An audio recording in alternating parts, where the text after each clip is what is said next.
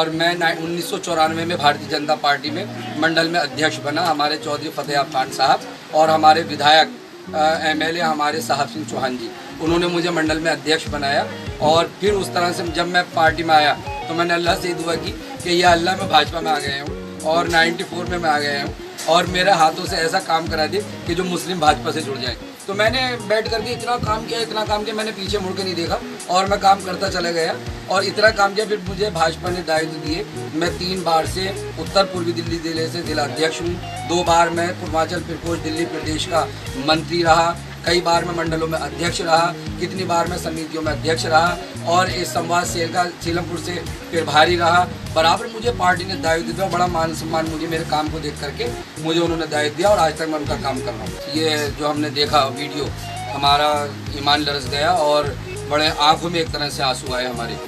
और ये एक बहुत बड़ी साजिश है और हमारे जो लोगों को, हमारे समाज को, मुस्लिम लोगों को जो बहकाया जाता है, ये सारा करता धरता जो भी काम हो रहा है ये सारी अपोजिट पार्टियां कर रही हैं।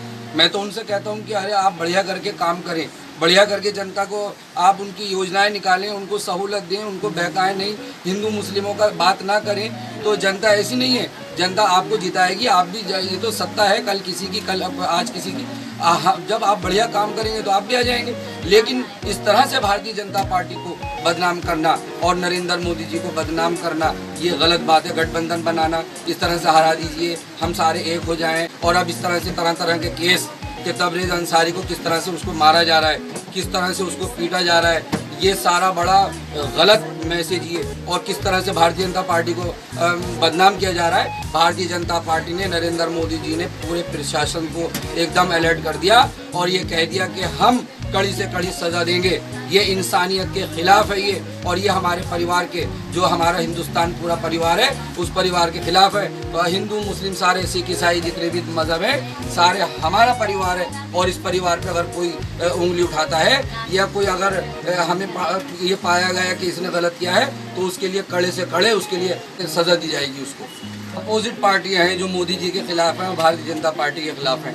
और बड़े दुख की बात है कि ये मुस्लिमों, मेरे पास भी आते हैं मुस्लिम, अपनी समस्याएं लेकर आते हैं और वो अपना दुख जाहिर करते हैं। और वो ये भी कहा जाता है कि देखिए नाज़िर साहब, आप भारतीय जनता पार्टी के हैं और हमें लोग मारने आ रहे हैं, हमें किस तरह से, जैसे तबरेज़ अंसारी को किस तरह से पीटा गया और बड़ा डंडों से किस तरह से उसको मारा गया, तड़पा के मारा गया। तो मुस्लिमों का कहना यही है कि हमें कोई मारता है तो हम पिटते रहते हैं, लेकिन जब हम पलटवार करते हैं और हम अपना बचाव करते हैं या हम अपनी आवाज़ को उठाते हैं तो हमें आतंकवादी कह दिया जाता है। ये बड़े अफसोस की बात है, जबकि हमारा इस्लाम मज़हब और हमारा मुस्लिम जो है वो देश का गद्दार इतिहास गवाह है। जब से हमारा देश आज़ाद हुआ सन 47 से आज तक कभी मुसलमान ने गद्दारी देश के साथ नहीं की।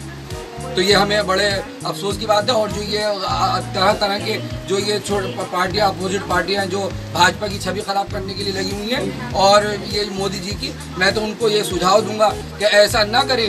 ये देश में गलत मैसेज जा रहा है, देश के अंदर ये दिलों में नफरतें पैदा हो रही हैं। अरे और तरीका अपनाइए, आप काम करके जनता का दिल जीतिए और आने वाले टाइम में आप जब खड़े होंगे, तो जब आप बढ़िया काम करेंगे तो जनता खुद जिताएगी।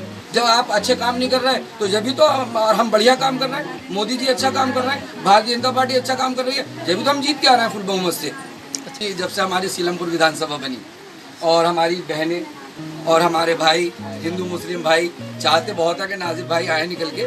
और मैंने कभी वैसे सोचा नहीं कि मैं पॉलिटिक्स में आऊँ और मैं इस तरह से फाइट करूं या मैं पॉलिटिकल आदमी बनूं। मैं तो एक अच्छा समाज सेवी हूं और ईमानदार समाज सेवी। लेकिन जब मुझे लगा कि इनको ज़रूरत है मेरी, तो मैंने पार्टी से टिकट मांगी। मैंने यही कहा कि भाई आप मुझे टिकट दीजिए। मैं सन 94 यानी सन 98 से भारतीय जनता पार्टी से सीलमपुर विधानसभा से मैं टिकट मांग रहा हूँ। और मैं बराबर कहता भी हूँ कि आप सर्वे करें, आप देखें, मेरे बारे में पता करें। अगर आपको लगे कि सीट निकल सकती है तो आप टिकट दीजिए। लेकिन होता क्या है कि टिकट पता नहीं, मेरा लक भी समझ लीजिए और हमारे जो बहनें भाई हैं इनका भी लक है, क्योंकि उस दिन इन्हें अच्छा नेता मिलेगा, उस दिन अच्छा इन्हें, जिस दिन इनका नसीब खुलेगा और इनकी गर्दिश दूर होगी, इनके काम बढ़िया होंगे, तो इन्हें अच्छा नेता मिल जाएगा। लेकिन मैं तो कहता हूँ दुआएं करो। और मैं भी पार्टी से टिकट मांग रहा हूँ। अगर पार्टी टिकट देगी तो बड़ा अच्छा ढंग से, और सारे मुस्लिम, हिंदू, मुस्लिम सब बहुत लहर से वोट देंगे और ये सीट निकालेंगे। मुझे पूरा इन पे यकीन है। Bharatiya Janata party, Bharatiya Janata party.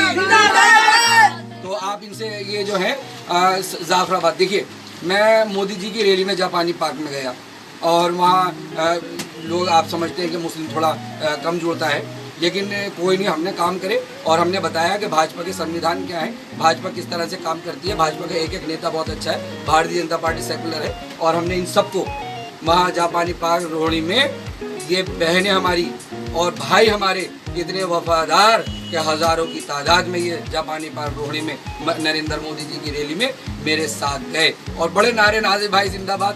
मैंने इनसे कहा, मैंने कहा हमारे नेता मोदी जी उनके नारे लगाइए, भारतीय जनता पार्टी के नारे लगाइए, नाजिर भाई तो आपका भाई है ही।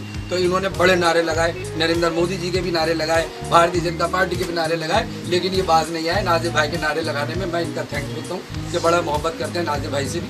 लेकिन मैं पार्टी से ये कहूँगा कि आप मेरा सर्वे कराएं और देखें, आप समीकरण देखें, इंशाल्लाह मैं समझता हूँ एक सीट हमारी सीलमपुर से भी बढ़ के आ जाएगी। 100% हमारी 70 विधानसभा हमारी सारी हम जीत रहे हैं, लेकिन सीलमपुर हम हमेशा हारते हैं। अगर पार्टी ने ध्यान कर लिया तो इंशाल्लाह 70 की 70 सीटें हमारी झोली में होंगी, मेरा यकीन है। और ये लोग, मुझे इन सब पे पूरा भरोसा है। जैसे मैंने काम किया 25 साल में, लाखों लोगों का काम मेरे हाथों से हो चुका है। नाजिर भाई जिंदाबाद, नाजिर भाई जिंदाबाद, नाजिर भाई जिंदाबाद, नाजिर भाई जिंदाबाद।